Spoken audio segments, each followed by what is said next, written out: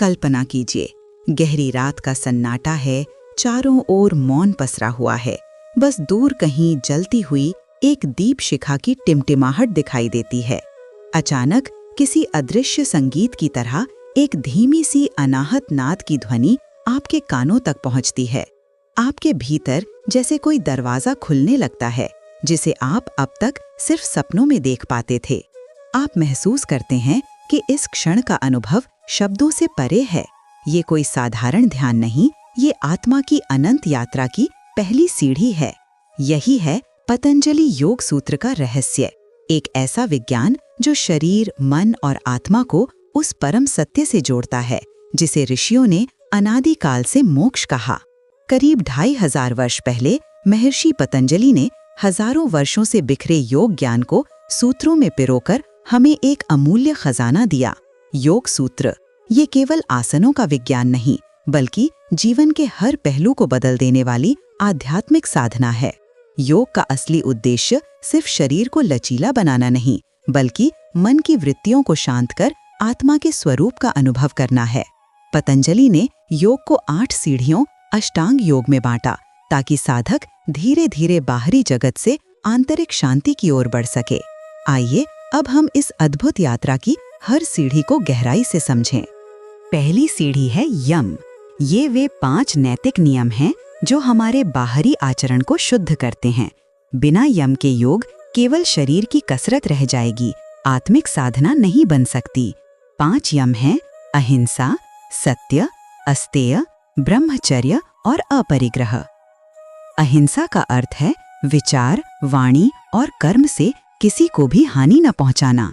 सत्य का अर्थ है जीवन के हर पहलू में सच्चाई को अपनाना। अस्तेय यानी जो आपका नहीं है उसे लेने का विचार भी न करना। ब्रह्मचर्य का अर्थ है इंद्रियों और कामनाओं पर नियंत्रण, और अपरिग्रह का अर्थ है आवश्यक से अधिक संचय न करना। इसे करने के लिए रोजमर्रा के छोटे निर्णयों में ईमानदारी बरतें। नकारात्मक विचार आते ही गहरी सांस लें और उसे जाने दें, और अपनी जरूरतें कम करने की आदत डालें। इससे मन में हल्कापन आता है, रिश्तों में सच्चाई और शांति का विकास होता है और ऊर्जा का संरक्षण होता है। यम कोई समयबद्ध क्रिया नहीं, ये जीवन शैली है, इसे हर क्षण जीना है। दूसरी सीढ़ी है नियम, जो आंतरिक शुद्धि और अनुशासन पर बल देता है। 5 नियम हैं शौच, संतोष, तप, स्वाध्याय और ईश्वर प्राणिधान। शौच का अर्थ है शरीर और मन की शुद्धि, संतोष हर परिस्थिति में कृतज्ञता, तप आत्मसंयम और कठिन साधना, स्वाध्याय शास्त्रों और आत्मचिंतन का अभ्यास, और ईश्वर प्राणिधान अपने कर्मों को ईश्वर को समर्पित करना। रोज ध्यान और आत्मचिंतन का समय तय करें, हर घटना में कृतज्ञता का अभ्यास करें और शरीर को स्वस्थ व स्वच्छ रखें। इससे मन की अशुद्धियां दूर होती हैं, आत्मविश्वास और स्थिरता बढ़ती है और जीवन में दिव्यता का अनुभव होता है। सुबह का समय सबसे उपयुक्त है, पर इसे पूरे दिन में आत्मसात करें। तीसरी सीढ़ी है आसन। योग का ये सबसे प्रसिद्ध भाग है, पर इसका असली अर्थ है स्थिर और सुखद स्थिति में बैठना। पतंजलि के अनुसार आसन का उद्देश्य शरीर को इतना सक्षम बनाना है कि साधक लंबे समय तक ध्यान में स्थिर रह सके।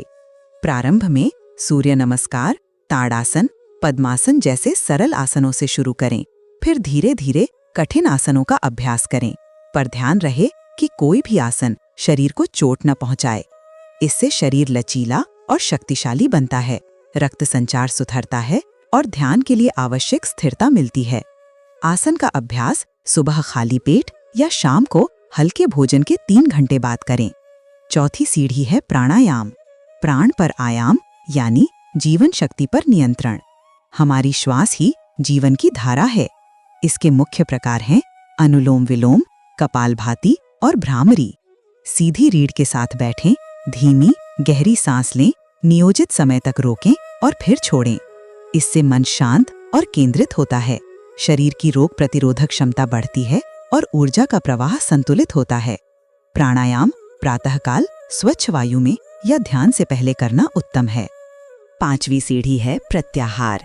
इंद्रियों को बाहरी विषयों से हटाकर भीतर की ओर मोड़ना।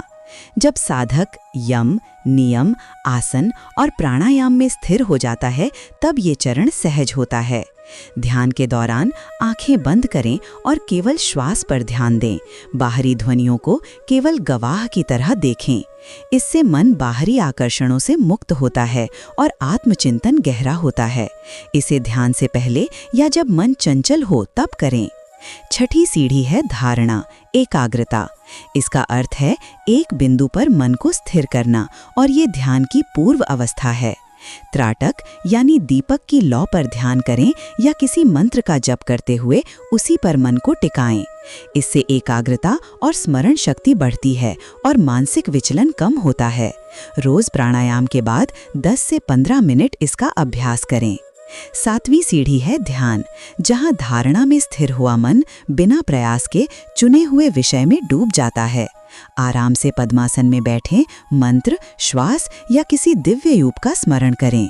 ध्यान से तनाव और चिंता का अंत होता है, आत्मिक शांति और प्रसन्नता का अनुभव होता है और अंतरात्मा से गहरा जुड़ाव बनता है। सुबह ब्रह्म मुहूर्त यानी 4 से 6 बजे का समय सर्वोत्तम है। 8वीं और अंतिम सीढ़ी है समाधि, जहां साधक का व्यक्तिगत मैं समाप्त हो जाता है और वह ब्रह्म से एकाकार हो जाता है। ये ध्यान का स्वाभाविक परिणाम है, इसे जबरदस्ती नहीं पाया जा सकता। समाधि में अद्वितीय आनंद और परम शांति का अनुभव होता है। जन्म मरण के चक्र से मुक्ति का अनुभव होता है। यह अवस्था निरंतर साधना और ईश्वर की कृपा से मिलती है। पतंजलि के अष्टांग योग की ये यात्रा केवल योगाभ्यास नहीं, बल्कि जीवन का विज्ञान है। यम नियम से लेकर समाधि तक की ये 8 सीढ़ियां हमें शरीर से मन और मन से आत्मा की ओर ले जाती हैं। जब आप इन सिद्धांतों को रोजमर्रा के जीवन में अपनाते हैं, तो धीरे धीरे आपका अस्तित्व बदलने लगता है। नकारात्मक विचार धुल जाते हैं, संबंधों में प्रेम बढ़ता है और अंततः आत्मा की अनंत शांति का अनुभव होता है। इस रहस्यमयी पथ पर चलना किसी एक दिन का कार्य नहीं, बल्कि आजीवन साधना है। महर्षि पतंजलि का संदेश साफ है, योगश्च चित्तवृत्ति निरोधः। योग है मन की वृत्तियों का निरोध। जब मन शांत होगा, तभी आत्मा का असली प्रकाश प्रकट होगा। यही है अष्टांग योग का परम रहस्य, आपके भीतर छिपे दिव्य ब्रह्म का साक्षात्कार।